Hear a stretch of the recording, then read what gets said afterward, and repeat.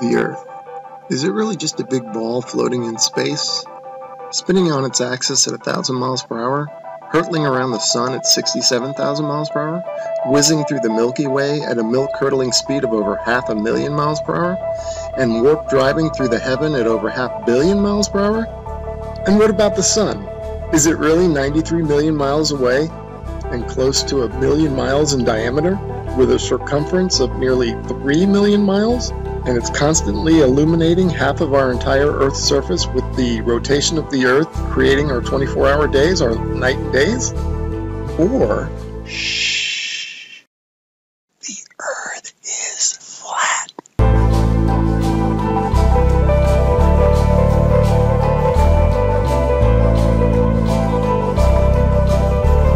And maybe it's completely still, just like we experience. And maybe the sun isn't big, but is very small and very close, and not illuminating the Earth from 93 million miles, but is illuminating locally. And maybe everything, the sun, moon, and stars, are not far away, but are circling overhead relatively close.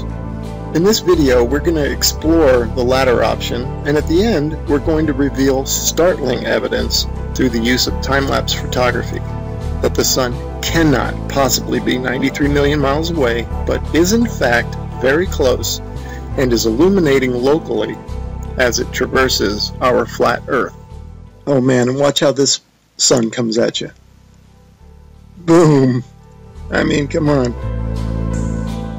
And that's all perspective. If you look at jet trails, Google Images, you'll see them. They start out low at the horizon, they come up overhead. Look at that thing. They come up overhead and then they go down to the horizon. Perfectly explains what the sun would do. Here it is going overhead. I love time-lapse. And look at this. You can't go out and look at the sun. You can't see this stuff, except that it's on, time-lapse like this. It's incredible. Now watch this thing. It's sweeping. The sun over flat Earth is doing a big circle, right? Look at this thing. See it sweeping to the right? It's like a lefty bowler. Just toss that down the alley, and there it goes, hooking into the pocket.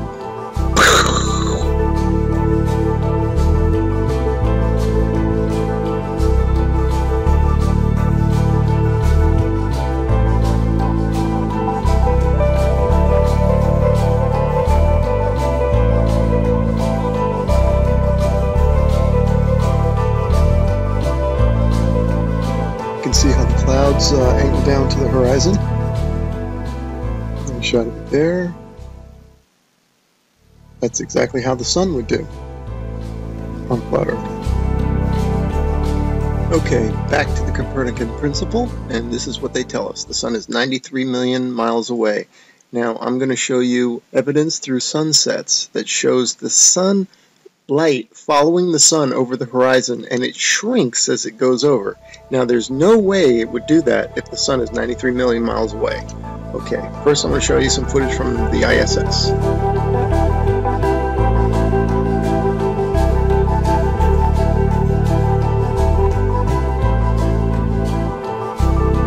Okay, now watch this animation. Watch this sunset. Now this is exactly, if they came to me and said, do an animation, this is how I would do it. If the sun were 93 million miles away. Just like that. Have the whole horizon fade evenly. But that's not what we see.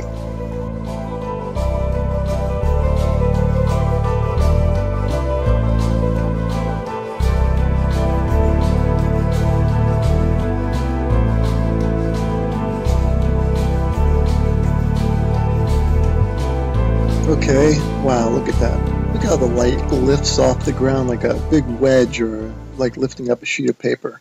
That's incredible footage. Definitely the light's following the sun, right? Okay, next I'm going to show you how a sun that is circling over the Earth, that creates the horizontal aspect of the sun. If you combine that with perspective, which creates the up and down of the sun, the rising and the setting, you get the 23.5 degree tilt that they talk about. It's nothing but perspective and the circling sun.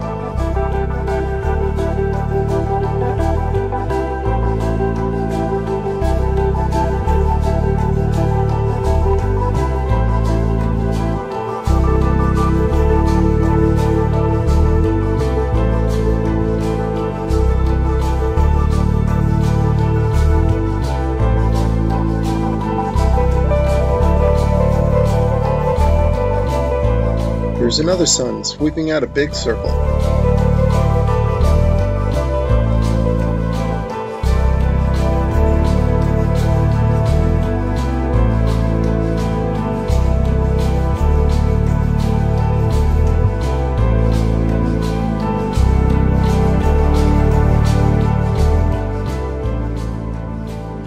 Okay, here's a phenomenon that you might be wondering, how in the heck do you explain this on a flat Earth? Well, this footage is taken from Alaska during the summer, and the sun does look like it's going up and down. The reason it's doing that is that this town in Alaska is not in the center of the sun's circular circuit. In other words, the sun is making a big circle, and the town is not in the center of that circle. So the sun will be closer and further from the viewer with the camera. That will cause it to go higher and lower, and also maybe even bigger and smaller.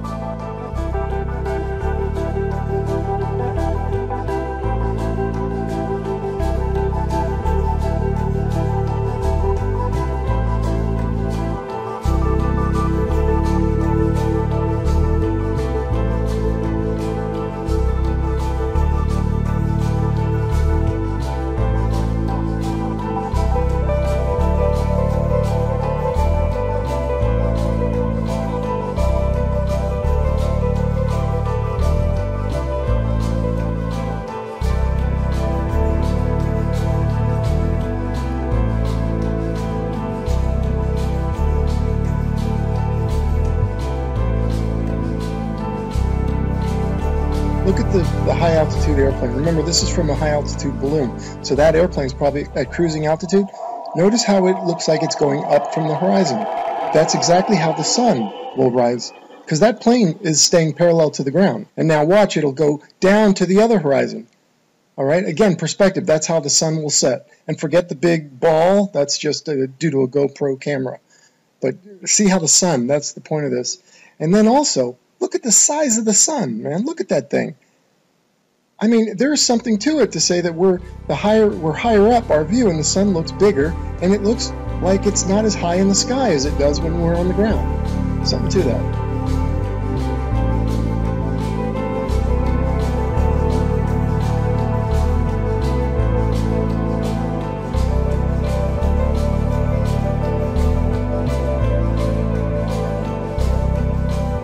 Let's explore this notion a bit further, that the sun looks bigger when filmed from higher up. The next 3 slides, I'm going to do a comparison, a side by side. The one on the left, the camera's above the clouds. The camera on the right is ground level.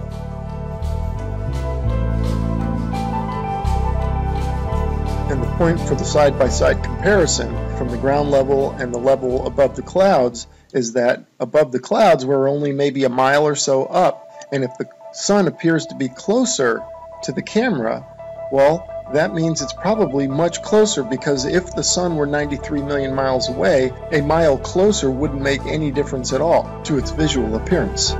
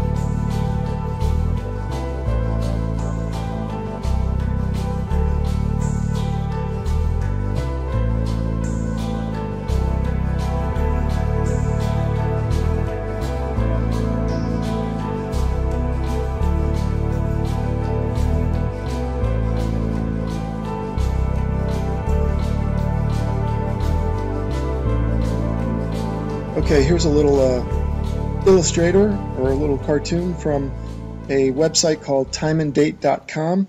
It's really funny that they would have a perfect illustration of a sun rising and setting on a flat earth due to perspective. You'll notice that it rises from below the horizon and sets below the horizon. Now you might be saying, well, how's that possible? I can see now you're saying that it rises and lowers due to perspective, but how does it disappear below the horizon? Well, I got a theory about that.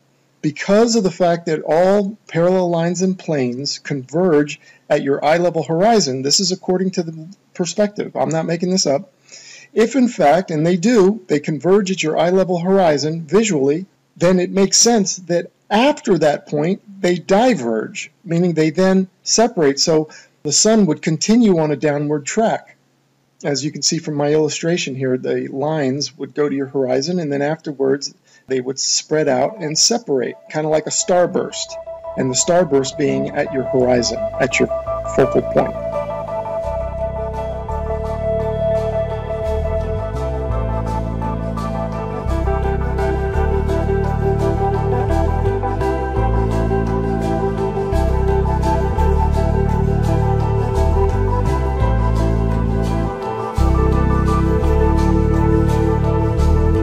Anyway, without further ado, we're going to start talking about, and I'm going to start showing you the time lapse of the sunsets that I'm talking about that clearly show the sun is close and illuminating locally.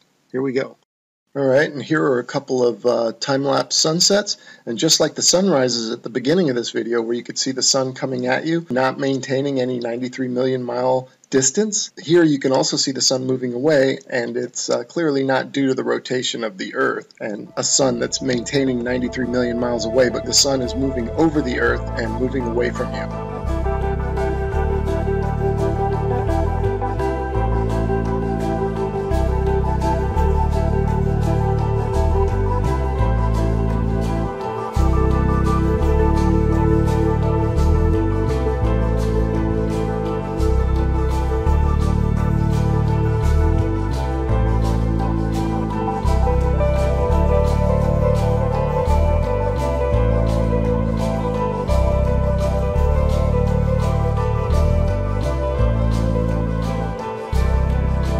Okay, these next three slides, the sun is almost set already behind the horizon, but watch as the sunlight shrinks and follows the sun. It's definitely a locally illuminating sun, not far away, not very big, and definitely not 93 million miles away.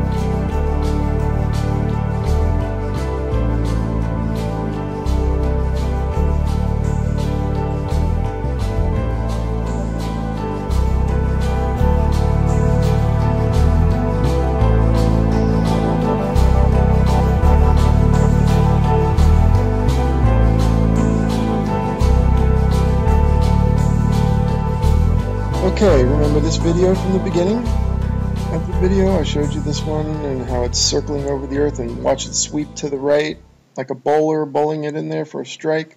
Okay, now I want you to pay attention to the way the light follows the sun. The sunlight's going to shrink, right, as it follows the locally illuminating sun. Now watch this. See it shrinking, following the sun? You do not get that if the sun is 93 million miles away. The entire horizon should fade evenly, just like this supposed shot taken from space of the Earth. You can clearly see the way they depict it. They depict the demarcation between day and night, or light and dark, as a long straight line. And you can see the long straight line moving as one solid piece. That means that the sunset should all fade, the entire horizon should fade evenly. But that's not what we observe, as we will see and as we've seen in the footage so far. The sunlight shrinks and follows the sun over the horizon. So these time-lapse sunsets are definitely the nail in the coffin for heliocentrism. But this particular one here, shot from above the clouds from this observatory, is the final nail in the coffin. Look at how the sun just shrinks and the light shrinks to nothing. That cannot happen, as I showed you in the when the sun illuminates the entire Earth, which it does from 93 million miles away. It has to. You don't get this isolated look at the sunlight trailing the sun. That's only possible with a small sun, close, not very high, illuminating locally. I mean, if this isn't proof to you, then you gotta take the blinders off.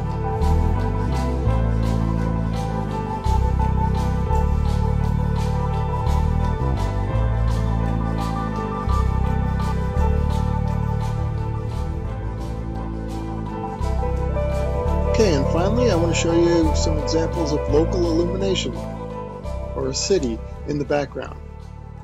This is from Grand Canyon National Park. You can see Las Vegas is one of them. You can see the stars going down, so you know that's not the sun. That's the glow of Las Vegas, it says. You can see that's local illumination. I'm just making an example showing you here's Tuba City and a little bit of Flagstaff. Now, and this one here, you see two lights. Obviously, we don't have two suns, but these are two cities lit up, and it's just to show it looks just like the sun going over the horizon. That's the point of me showing that. That's local illumination at work.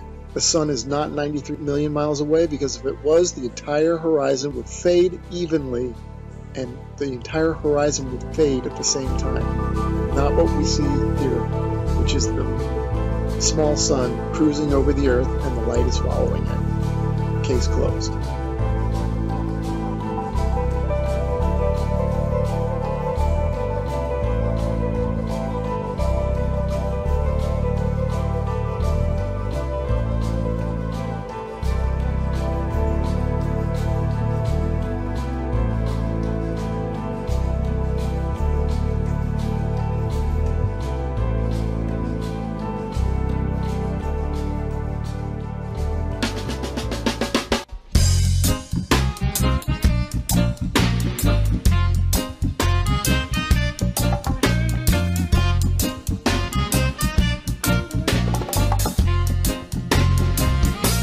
The earth is flat, living in illusion. The earth is flat. We take some illusion. The earth is flat, living in illusion. So people don't know what to do. The earth is flat, living in illusion. The earth is flat, it's staging illusion. The earth is flat, living in illusion.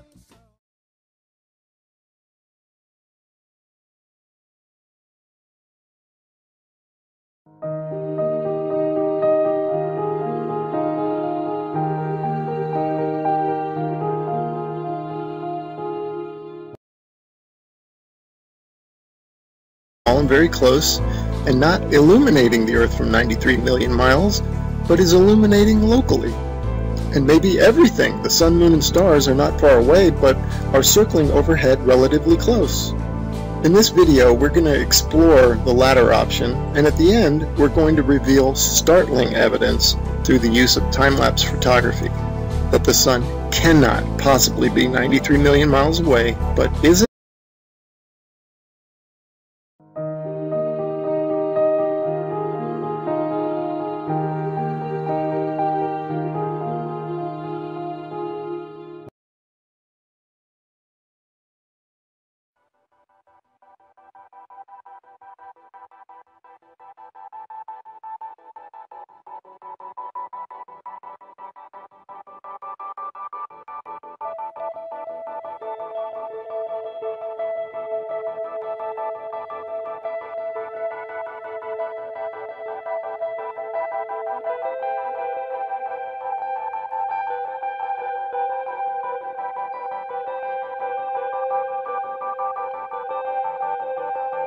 the Earth.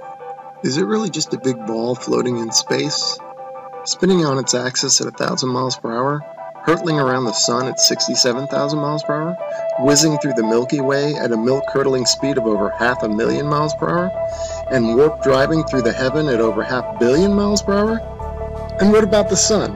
Is it really 93 million miles away and close to 1 million miles in diameter, with a circumference of nearly 3 million miles?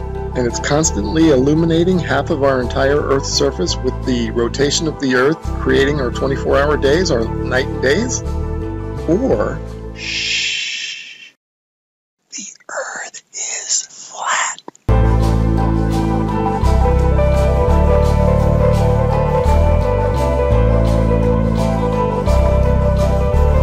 And maybe it's completely still, just like we experience. And maybe the sun isn't big, but it's very small.